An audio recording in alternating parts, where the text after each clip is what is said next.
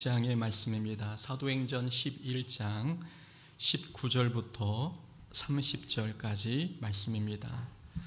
사도행전 11장 19절부터 30절까지 말씀, 우리 한 절씩 교독합니다. 사도행전 11장입니다.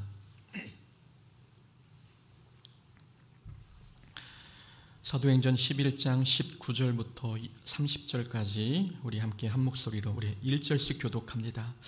그때의 스데반의 일로 일어난 환란으로 말미암아 흩어진 자들이 베니게와 구브로와 안디옥까지 이르러 유대인에게만 말씀을 전하는데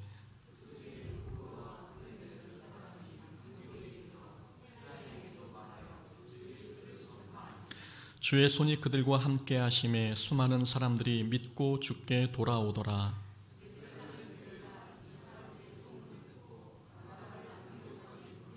그가 이르러 하나님의 은혜를 보고 기뻐하여 모든 사람에게 굳건한 마음으로 주와 함께 머물러 있으라 권하니,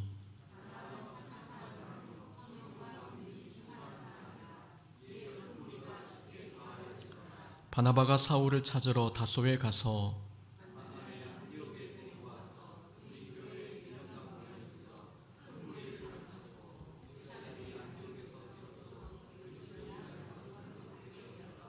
그때의 선지자들이 예루살렘에서 안디옥에 이르니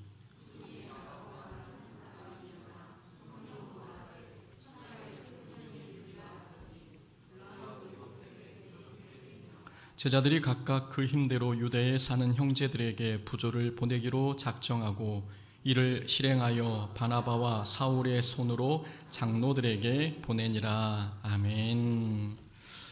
오늘 본문 말씀 통해서 비로소 그리스도인이라 일컬음을 받다라는 제목으로 말씀 함께 나눕니다. 사도행전에서 우리가 기억해야 할 두 교회가 있습니다. 하나는 예루살렘 교회이고 또 하나는 안디옥 교회입니다. 예루살렘 교회는 마가의 다락방에서 성령 충만함을 받은 성도들이 세운 교회입니다. 지도에서 보면 잘 보입니까? 맨 아래쪽에 있는 빨간 사각형 안에 들어있는 지역이 이제 예루살렘 교회가 있는 위치입니다. 이 예루살렘 교회 중심 인물로는 예수님의 형제 야고보 그리고 예수님의 제자들입니다. 교인들은 대부분 회심한 유대인들입니다. 안디옥 교회는 예루살렘에서 북서쪽에 위치한 도시에 세워졌습니다. 이 안디옥이라는 도시는 자유도시로서 경제가 발달되었고 해안가를 끼고 있어서 무역이 활발히 일어난 곳입니다. 그러다 보니 안디옥에는 유대인보다 헬라인들도 많이 살고 있었고 자연스럽게 안디옥 교회에는 이방인보다 헬라인이 더 많을 수밖에 없었습니다. 이런 이유로 안디옥 교회가 후에 바나바와 바울을 파송하며 세계 선교와 이방 선교에 앞장설 수 있었습니다. 오늘 본문에 보면 안디옥 교회가 세워진 배경에 대해서 말씀하고 있습니다. 19절부터 21절입니다. 그때의 스데반의 일로 일어난 환란으로 말미암아 흩어진 자들이 베니게와 구브로와 안디옥까지 이르러 유대인에게만 말씀을 전하는데 그 중에 구브로와 구레네 몇 사람이 안디옥에 이르러 헬라인에게도 말하여 주 예수를 전파하니 주의 손이 그들과 함께 하심에 수많은 사람이 믿고 주께 돌아오더라. 이 안디옥 교회는 박해를 피해 흩어진 성도들이 세운 교회입니다. 본문에 나와 있듯 그때의 스데반의 일로 일어난 환란으로 말미암아 흩어진 자들이라고 19절에 말씀하고 있지요. 스데반의 일이라고 하는 것은 스데반 집사가 순교당했던 그 환란의 때를 이야기하는 겁니다. 그러니까 이 환란의 때에 흩어진 사람들이 안디옥 지역까지가 그곳에 교회를 세운 거지요. 사람들이 교회를 세우겠다는 의도성을 가지고 안디옥에 간 게 아니라 불가피한 상황으로 안디옥에 가게 된 것입니다. 안디옥에서 복음을 전하다 보니 사람들이 모이게 되었고 그 모임이 교회가 되었습니다. 어떻게 보면 안디옥 교회는 사람들의 능동적인 순종의 결과에 의해서 세워진 교회가 아니라 환경에 떠밀려 세워진 교회입니다. 그러나 하나님께서는 안디옥 교회에 은혜를 베풀어 주셔서 세계 선교의 중심 역할을 감당하는 교회가 되게 하셨습니다. 이 사건을 보면 하나님의 계획은 참으로 오묘하고 신비하다는 생각이 듭니다. 안디옥 교회가 표면적으로는 상황에 떠밀린 사람들이 세운 교회 같지만 결과적으로 보니까 세계 선교를 위한 하나님의 치밀한 계획에 의해 세워진 교회입니다. 우리는 여기서 얻는 교훈이 있습니다. 교회가 어떤 방법으로 세워진 모든 교회는 하나님께서 세우신 것입니다. 이 땅에 세워진 교회는 모두 자기만의 특별한 사연들이 있습니다. 어떤 교회는 처음부터 개척의 비전이 있는 목사가 주어진 사명을 감당하기 위해 설립했습니다. 그러나 어떤 교회는 사역지를 구하지 못한 목회자가 개척 말고는 선택지가 없어서 갑자기 설립하기도 했습니다. 대형교회의 적극적인 지지와 도움 속에서 분점 형식으로 세워진 교회가 있기도 하고 때로는 분쟁과 다툼으로 교회가 갈라져서 세워진 교회도 있습니다. 우리 주변에 세워진 교회들을 한번 보십시오. 수많은 교회 중에서 같은 방법으로 같은 이유로 세워진 교회가 있습니까? 어떤 교회는 목회자가 시력을 잃어가는 이유 때문에 부교육자로 더 이상 목회할 수 없어서 개척된 교회가 있습니다. 어떤 교회는 목사가 유학을 준비하다가 함께 신앙생활 하자고 모여든 몇 명의 성도로 인해 개척되었습니다. 사모님이 건강이 좋지 못해 계획에도 없던 교회 개척을 하신 목사님도 계시고 담임 목사로 청빙되지 못해 등 떠밀려 교회를 개척한 목사도 있습니다. 잘 준비된 상황에서 세워진 교회나 아니면 등 떠밀려 세운 교회나 모두 하나님께서 세우신 교회입니다. 교회의 머리는 예수님이시고 교회는 예수님의 몸입니다. 어떤 방법으로 교회가 설립되었든 모든 교회의 머리는 예수님이십니다. 사람이 보기에 예상치 못한 과정과 방법으로 세워졌어도 모든 교회는 하나님의 계획에 의해 세워진 것입니다. 그래서 우리는 세워진 모든 교회를 존중하고 받아들여야 합니다. 교회는 사람의 생각과 능력으로 설립할 수 있는 대상이 아닙니다. 하나님께서 막으시면 아무리 사람이 세우려 해도 세워지지 않는 게 교회입니다. 예수님의 제자들이 안디옥 교회가 세워질 것을 예상했겠습니까? 모든 선교와 복음 전파가 예루살렘 교회를 중심으로 이루어질 것으로 생각했지 새로운 교회가 세워져서 그 교회가 이방 선교 사명을 감당하게 될 것이라고는 아무도 예측하지 못했습니다. 그것도 핍박 속에서 하나님의 교회가 세워질 것이라고 생각한 사람은 아무도 없었습니다. 이런 모습이 하나님의 신비함이고 오묘함입니다. 하나님은 사람이 생각하지 못한 방법으로 일하시는 분이십니다. 하나님께서 필요하신 교회가 있다면 어떻게 해서든 어떤 방법을 동원해서든 교회를 세우시고 그 교회를 통해 일하십니다. 그러니 누군가 모든 일을 다 실패하고 마지못해 교회를 개척했어도 그 교회를 하나님의 교회로 인정해야 합니다. 누군가 등 떠밀려 교회를 개척했어도 사명 없이 세운 교회라 비판하지 말아야 합니다. 모든 교회는 하나님께서 세우셨습니다. 사람들은 내 교회 옆에 다른 교회가 세워지면 경계합니다. 자신의 교회에 피해가 있을까 봐 내 교회 가까운 곳에 교회가 세워지는 것을 싫어합니다. 교회에 대한 올바른 개념이 부족해서 생긴 현상입니다. 우리 교회 청년 중 형과 동생, 이 형제가 피자집을 운영하는 그런 형제가 있지요. 형이 고흥읍에 먼저 오픈을 했고 동생이 이번에는 녹동에 오픈을 했습니다. 녹동점이 개업하기 전 찾아가서 개업 예배를 드렸습니다. 그러면서 고흥읍에 먼저 개업한 형에게 질문했습니다. 피자집을 오픈했을 때 경쟁업체가 힘들게 한 점은 없었는지 질문했습니다. 청년이 대답하기를 한 분이 피자를 주문해서 가져가실 때에 돈을 던져버리고 가셨다고 이야기했습니다. 청년은 그 손님이 경쟁업체 사장이라는 것을 알고 있었습니다. 그 사장은 고흥읍에 피자집이 하나 더 생겨 매출이 줄어 화가 나셨던 모양입니다. 그래서 하면 안 되는 행동을 했던 거죠. 그렇게 하면 안 되지만 생계와 관련된 일이니 100번 양보해서 그럴 수 있다고 한번 생각해 보십시오. 만약 교회가 그렇게 한다면 여러분들은 이해하시겠습니까? 옆에 다른 교회가 세워졌다고 찾아가서 방해한다면 이해할 수 있겠습니까? 교회는 피자집이 아닙니다. 편의점도 아니고 식당도 아닙니다. 다른 교회가 세워지면 경계하는 이유, 그것은 교회를 생계와 관련된 사업체로 착각하기 때문입니다. 교회는 생계와 관련 있지 않고 하나님이 주신 사명과 관계가 있습니다. 모든 교회는 하나님께서 세우셨고 하나님께서 세우신 교회에는 그 교회만의 사명이 있습니다. 교회마다 사명이 다르기에 교회가 많으면 많을수록 하나님 나라는 점점 확장되어 갑니다. 우리 교회가 감당할 수 없는 사명을 다른 교회가 감당하기에 교회가 많을수록 하나님이 이루고자 하시는 뜻은 속히 이루어지는 것입니다.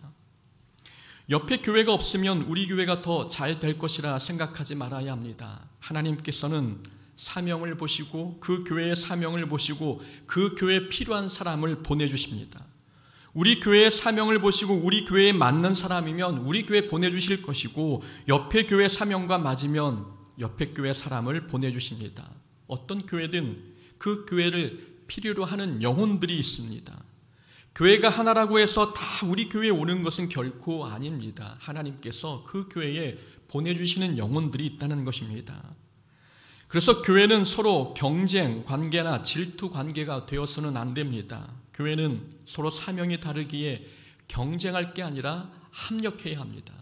사명이 다르기 때문에 합력해야 더 큰 효과를 볼 수 있는 겁니다. 우리가 못하는 걸 저 교회가 할 수 있고 저 교회가 하지 못하는 걸 우리가 할 수 있기에 서로 교회가 합력할 때 하나님 나라는 속히 완성되는 것입니다. 예루살렘 교회와 안디옥 교회는 사명이 달랐습니다. 예루살렘 교회는 그 당시 총회 역할을 하는 중심 교회였습니다. 예루살렘 교회가 신학적인 기준을 세워주면 주변 교회들은 예루살렘 교회가 세운 신학의 기준을 가지고 편하게 신앙생활을 했습니다. 안디옥 교회는 예루살렘 교회 지원으로 잘 성장했고 나중에는 세계 선교 사명을 감당하는 교회가 되었습니다. 예루살렘 교회가 유대인을 대상으로 복음을 전하는 일이 사명이라면 안디옥 교회는 헬라인 곧 이방인을 대상으로 복음을 전하는 일이 그 교회의 사명입니다. 또한 27절 이하에서는 예루살렘 교회가 기근이 들어 힘들어할 때 안디옥 교회에서 선교 헌금을 보내준 내용이 나옵니다. 안디옥 교회는 예루살렘 교회로부터 도움을 받을 때도 있었지만 나중에는 예루살렘 교회를 도와주기도 했습니다.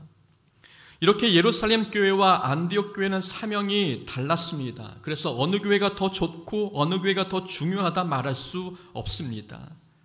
사명이 다르니 모든 교회는 하나님께서 보실 때에 꼭 필요한 교회입니다. 사명이 다르기에 경쟁하거나 시기 질투하기보다는 협력해야 합니다. 서로 힘들 때 도와주고 존중하며 합력할 때에 교회는 세상에서 빛과 소금의 사명을 감당할 수 있습니다. 이렇게 모든 교회는 하나님께서 세우신 거룩한 교회입니다. 안디옥 교회가 환난 속에서 세워졌다 하는 이 사실을 통해 우리가 얻을 수 있는 중요한 교훈이 있습니다.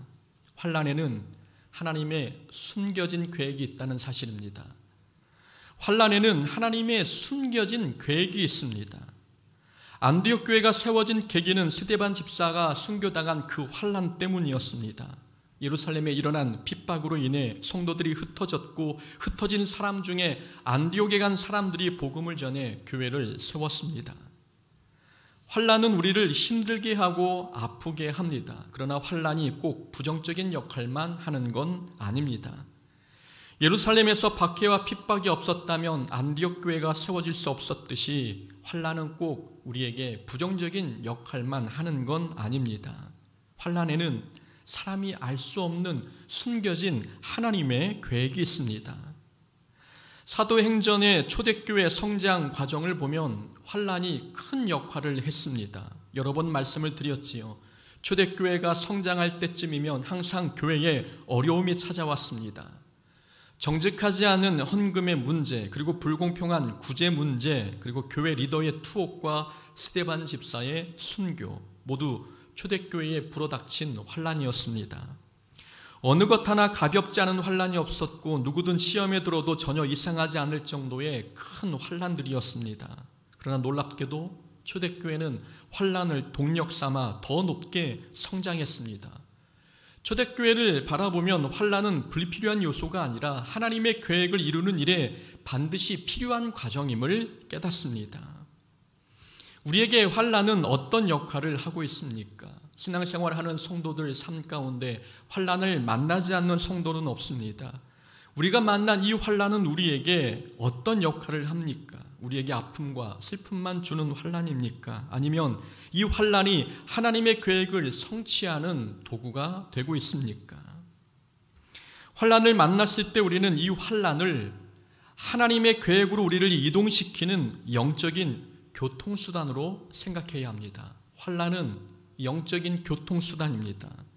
승차감은 별로 없어도 환난은 반드시 우리를 하나님의 계획으로 이동시켜줍니다. 요셉이 하나님의 계획으로 이동할 때 탔던 것은 노예 상인이 끄는 낙타였습니다. 환난의 교통수단을 타고 하나님의 계획으로 인도받은 것입니다. 모세를 바로 궁에서 광야 훈련의 장소로 이동시켜준 교통수단은 모세가 사람을 죽인 실패라고 하는 교통수단이었습니다. 실패가 아니었다면 모세는 안락한 궁에서 척박한 광야로 이동하지 못했을 것입니다.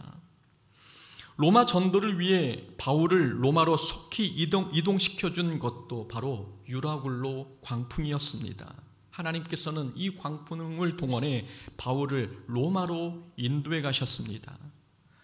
이렇게 환난이 겉보기에는 우리를 괴롭히는 나쁜 악당처럼 보이지만 실상 이 환난은 우리를 하나님의 계획으로 인도하는 하나님의 계획의 도구입니다. 환난이 어떻게 하나님의 계획을 성취하게 하는지 환난 속에 담긴 하나님의 계획을 알려면 우리는 환난을 만났을 때 그 속에서 믿음을 잃지 않아야 합니다. 환난 속에서 믿음만 지킨다면 환난을 통해 이루시는 하나님의 계획을 목도할 수 있습니다. 오늘 본문 속 성도들은 환난으로 말미암아 흩어졌습니다. 그리고 흩어져 간 곳에서 어떤 사람은 유대인에게 말씀을 전했고 어떤 사람은 헬라인에게 말씀을 전했습니다. 성도들은 환난을 만났다고 해서 시험에 들거나 신앙생활이 흔들리지 않았습니다. 장소만 바뀌었을 뿐 이전과 다르지 않게 주어진 사명을 감당했습니다. 그랬더니 21절 말씀대로 하나님의 손이 그들과 함께 하셔서 수많은 사람들이 믿고 죽게 돌아오는 역사를 경험했습니다. 교회가 세워지는 놀라운 기적을 체험한 것입니다. 이 성도들이 환난을 만났을 때 믿음을 잃지 않았더니 환난을 통해 이루시는 하나님의 놀라운 계획과 섭리를 발견했던 것입니다. 환난 속에 숨겨진 하나님의 계획을 발견하려면 우리는 환난을 만났을 때 믿음을 잃지 않아야 합니다. 믿음을 강하게 붙들고 나아갈 때에 하나님께서 환난을 도구 삼아 우리를 하나님의 계획으로 인도해 가시는 것을 우리는 경험하게 될 것입니다. 대부분 환난을 만날 때 믿음을 잃어버리니 이 환난이 부정적인 것으로만 보이는 것입니다.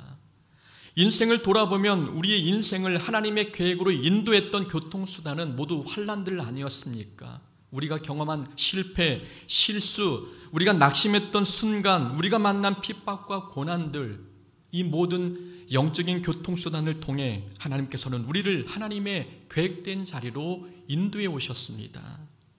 그래서 환난을 만났을 때 믿음을 잃지 않고 하나님 붙든다면 환난 속에 감춰진 보이지 않는 하나님의 계획을 보게 될 것입니다. 옛 안디옥 지역에 믿는 자들이 많아졌다는 소문이 예루살렘 교회까지 들렸습니다. 그래서 예루살렘 교회는 안디옥 교회에 바나바를 파송했습니다. 오늘날로 말하면 총회에서 바나바를 안디옥 교회 담임으로 파송한 것입니다. 바나바가 안디옥 교회에 도착하여 가장 먼저 전한 말씀이 있습니다. 23절 말씀입니다. 굳건한 마음으로 주와 함께 머물러 있으라. 굳건한 마음으로 주와 함께 머물러 있으라. 이 말씀을 풀어서 설명하면 어떤 일이 있어도 어떤 환난을 만나도 믿음을 포기하지 말고 확고부동하게 하나님 앞에 헌신하라는 뜻입니다. 바나바가 수많은 설교 가운데에 이런 말씀을 권면한 이유가 있었습니다. 당시에 예수님을 믿는다는 것은 목숨을 잃을 수 있는 위험천만한 일이었습니다.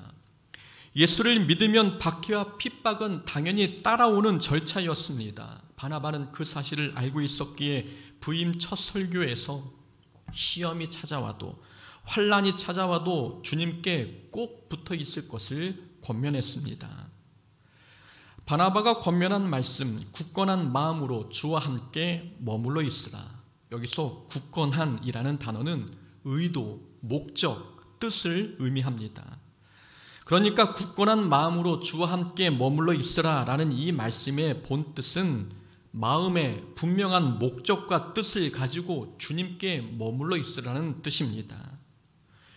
이 말씀은 다시 표현하면 환난 속에서 우리가 믿음을 잃지 않으려면 마음에 목적과 뜻이 있어야 된다는 말씀입니다. 우리가 신앙생활하는 분명한 목적과 뜻이 있어야 어떤 환난을 만나도 흔들리지 않는다는 뜻입니다. 대부분 사람들이 환난 속에 넘어지는 이유는 신앙생활에 목적이 없기 때문입니다. 신앙생활에 자기만의 비전과 사명이 없기에 바람이 불면 부는 대로 우리의 믿음이 흔들리고 쉽게 넘어집니다. 우리는 그래서 환난 속에서 넘어지지 않으려면 사명이 있어야 합니다. 나의 신앙생활 속에 내가 정한 사명과 비전과 목적이 있어야 합니다. 사명은 우리가 가는 길의 목적지와 같습니다. 목적지가 분명한 사람은 어떤 상황에서도 길을 잃지 않습니다. 그러나 목적지가 분명치 않은 사람은 길이 험난하면 방향을 바꿉니다. 더 편한 길, 더 쉬운 목적지를 찾아 인생의 방향을 바꿔버립니다. 이스라엘 백성이 광야에서 40년을 보냈습니다. 광야 40년 동안 숱한 어려움과 환난을 만났지만 그들은 다시 애굽으로 돌아가지 않았습니다. 그들에게는 분명히 가야 할 목적지가 있었기 때문입니다. 주일 성경 공부 시간에도 말씀드렸습니다. 목적지가 분명한 사람은 고난을 만나면 그 고난은 훈련이 된다. 그러나 목적지가 희미한 사람은 고난을 만날 때 그 고난이 방황이 된다라고 말씀드렸습니다. 목적지가 없는 사람은 꽃길을 달려도 그것은 길을 잃은 것입니다. 그러나 목적지가 분명한 사람은 광야길을 걸어도 잘 가고 있는 것입니다. 그러니까 신앙생활에서 중요한 것은 내가 어떤 길, 꽃길이냐 가시밭길이냐를 걷는 것, 이게 중요한 게 아니라 목적지가 분명한가, 나에게 목적이 있고 사명이 있고 비전이 있는가, 이게 더 중요합니다. 우리의 가는 길을 포기하지 않고 끝까지 가게 만드는 것은 길의 컨디션 여부가 아닙니다. 목적지가 있느냐, 사명이 있느냐, 비전이 있느냐, 이것이 우리 신앙생활을 끝까지 완주하게 하느냐, 중도에 포기하게 만드느냐, 여기에 달려 있습니다. 신앙생활에는 분명히 목적이 있어야 합니다. 자신이 이루고자 하는 목표와 비전이 있어야 환난 속에서 시험에 들지 않습니다. 어떤 사람은 신앙 성장이 목표일 수 있고 어떤 사람은 주일 성수가 목표일 수 있습니다. 어떤 사람은 성품의 변화가, 그리고 어떤 사람은 성령의 열매를 맺는 것이 신앙의 목표일 수 있습니다. 목표와 비전을 세운 사람은 신앙생활 길목에 장애물이 나타나도 방향을 바꾸지 않습니다. 목회를 하면서 가장 힘든 일은 사람이 변하지 않을 때입니다. 아무리 설교를 잘 준비해 전해도 사람이 변하지 않으면 설교를 이렇게까지 준비할 필요가 있을까 하는 생각이 듭니다.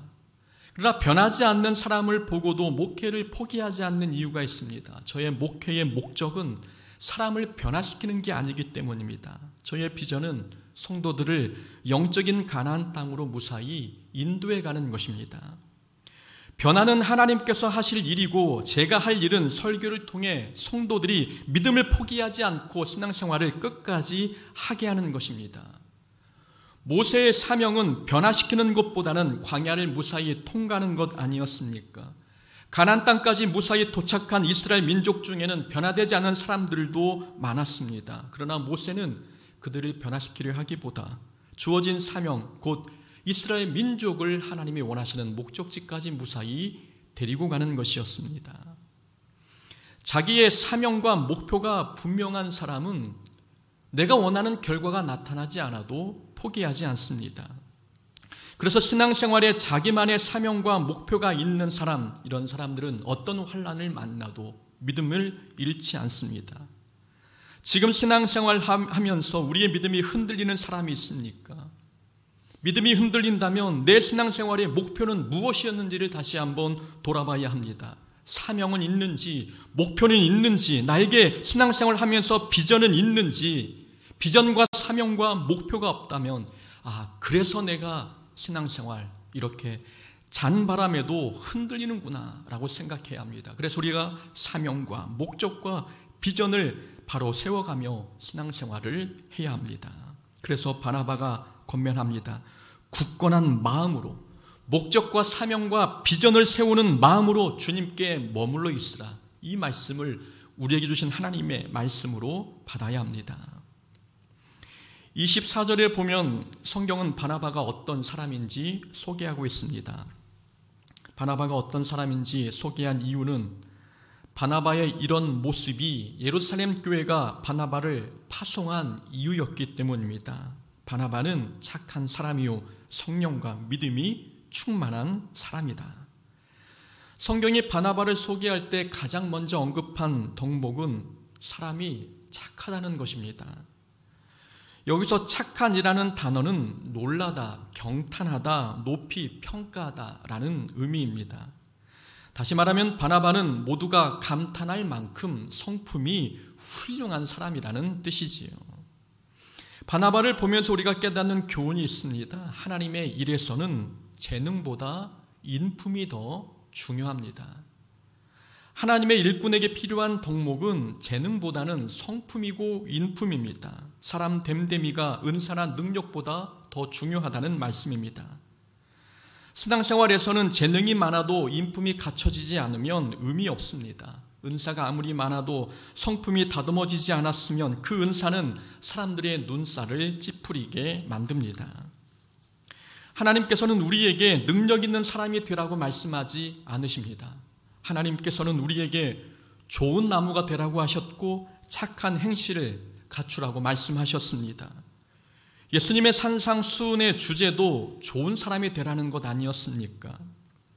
하나님께서 우리를 광야로 내모시는 이유도 인품을 다듬기 위해서입니다. 능력을 주시기 위함이 아니지요.